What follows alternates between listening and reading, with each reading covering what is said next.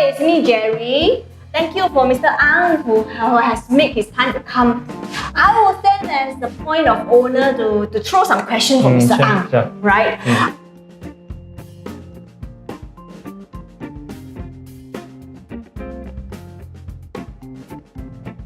There will be pet owners having cats and dogs together. For example, like me, I have four dogs and a cat. At some point of time, some owners may think that, oh, since it is raw food, is it the same that I can share the cat and the dog together? You cannot share because they are totally different. The dog one contains more veggie. Okay. So the cat one is the veggie is about 5%. Okay. Then the cat one contains more organ meat because of the taurine. Organ meat is contain more taurine. So if you are giving the cat one to the dog, the protein may be too high. Oh, okay. Then the cat one contains more meat. You see, we look back to the ancestral way of eating. If you're looking at dog's teeth, they're for crushing bone, they're for like chewing. Yeah. Whereas cat, they are for like biting on the meat and then they're licking the meat out from bone. So naturally, they need more meat in the food than dogs.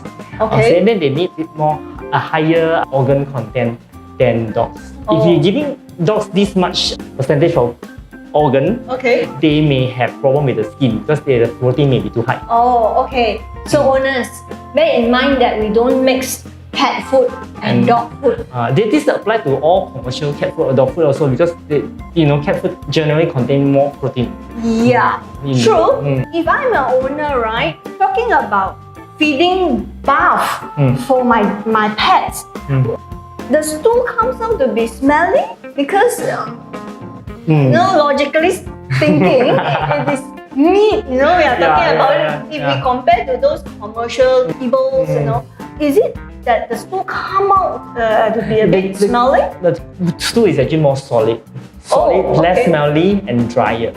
Okay. Because these are without filler, that means the volume will be less. And then without grains, so the stool volume will be less, and then it's usually very solid. And yet that is good for dog's inner gland actually. If the stool is soft, then they don't really massage the inner gland, so you have to clean more often. If the stool is more solid, then it comes out, the inner gland will be like massage or exercise a bit, then it's better for the inner gland in that way. Okay. So, but in the beginning, most dogs or cats may have some detoxification. So maybe 1-2 days they will have soft stool, then after that you will find them having no problem and the stool is beautiful. Usually they are dry, definitely, and smaller. Okay. You did mention about skin problem for pets, right? After taking bath, you see the improvement of the skin problem. Normally, how long a duration you will see the starting of it take place? For a nutritionist point of view, you need a month to see everything. Let's say you're changing to a kibble or changing to another food, you probably only see the effect in a month. So it's same for raw. If you want to see the result, you probably will see within a month. Also the improvement in that way. But during that month, certain dogs that have severe problem may have detoxification.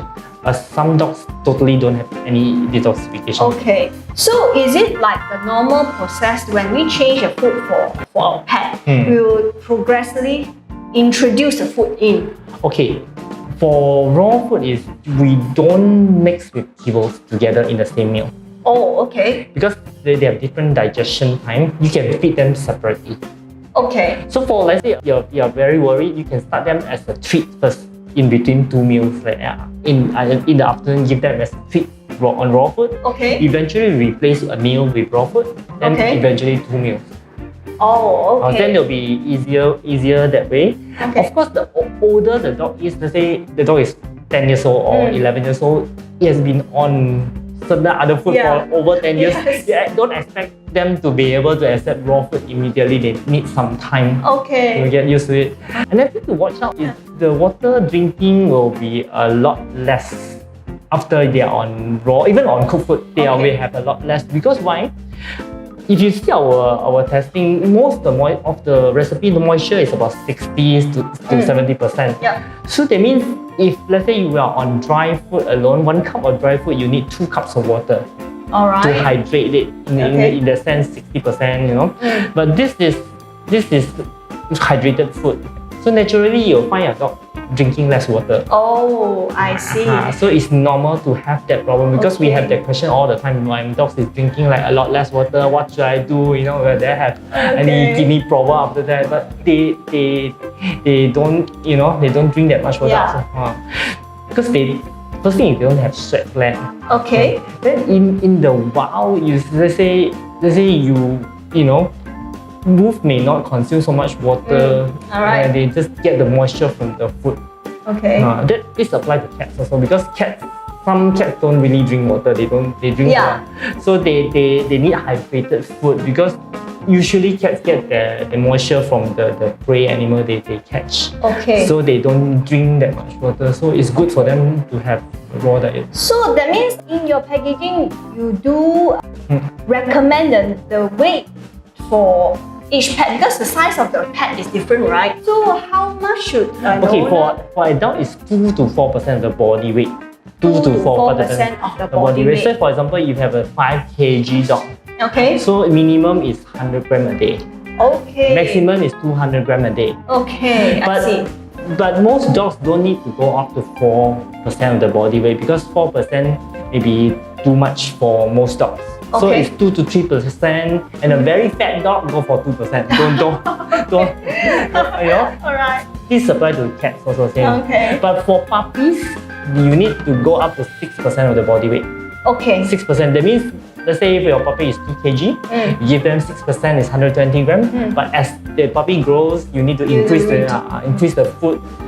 And then when they reach about 10 months old, they stop growing. Then they will eat less. At that time, you switch to the adult weight. Oh, okay. So certain breed like toy breed, they will stop growing between 8 to 10 months. Okay. Like husky or other larger breed, they'll grow longer. Okay. So you can play with the percentage as they grow. I see. Some owners do have concern about cost. Okay, they'll say, oh, if I start to feed raw food, comparatively, will they spend more? Let's say for example, if you have Shih Tzu that is 5 kg, okay, then you choose to give like 3% of the body weight. Okay. So it's 150 grams per day. Okay. So let's say you choose this is $9.90 at retail price. Alright. So if you're giving half of it, it's only like 5 ringgit, less than 5 ringgit per day. Okay. Per day for if you have a Shih Tzu. Alright. So if let's say you have a Pomeranian, then you can divide into 4. Okay. So it's roughly about 250 per day only. It depends on which recipe. Of course, some recipes are more expensive, some are a bit cheaper. Okay. So Mr. Ang, actually how old can a puppy start on raw on BARF food? You see, like in our house, we always start our puppy at 4 weeks old. If we have a little puppy, they start at 4 weeks old. Right. And then because they have no problem digesting raw food, but the most important thing is you have to deworm the puppy first before you start. Oh, okay. You have to deworm the puppy before you start this because why? Puppies do get worms from the mother. Yep. Okay. So if raw food is actually a natural food to worms, also. If the puppy got worms, the worms in the puppy will grow bigger. So therefore you need to deworm your puppy before you start this. Okay. And like in our house, we have dogs that was born in our house many years ago, and then they have never seen other food except raw. So from day one, they are on this.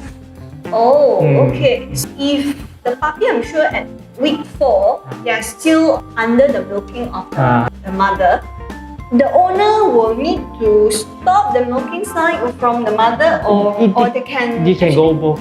But it depends on the dog. Like if let's say you have a litter of like many puppies, you probably want to wean them off earlier because it's too much a strain to the mother. Alright. And when you have like maybe 2 puppies, you want them to play longer with the mother, it's fine. Okay. So it's that way. So it depends on the owner's choice. The situation on the breed also. Okay. Then it brings me to the question of parasites. How about parasites? Okay, first thing is we freeze them at -20. Yep. That get rid of all the live parasites if there is any. Okay. But the main concern of parasite actually comes from pork. We don't use pork in our recipe. Pork contains pork tapeworm and trichinosis, where these parasite cannot be killed by just freezing. Oh, okay, right. Like, unless the pig is certified parasite free.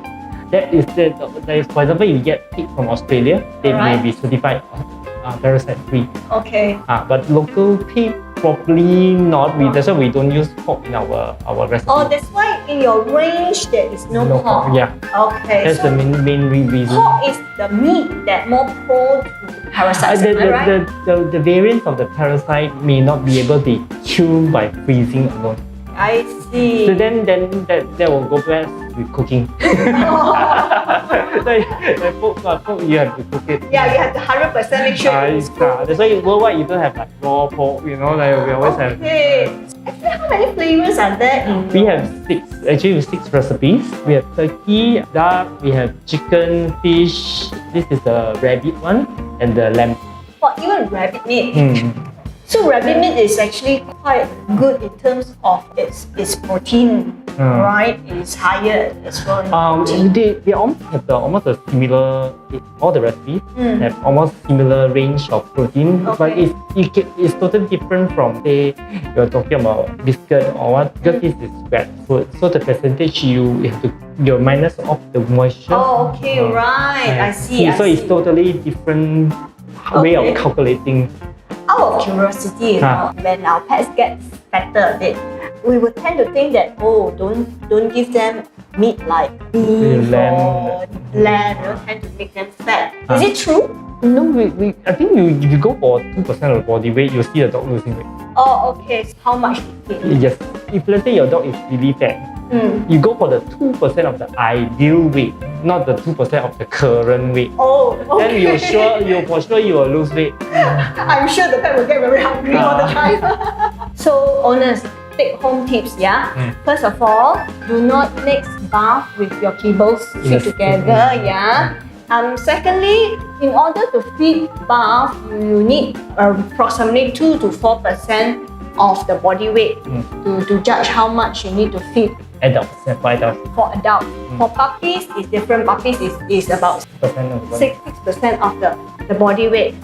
Thank you very much, Mr. Ang, for your tips. And I'm sure if you have any comments, please do comment below. Thank you very much and catch up. Bye. Thank you.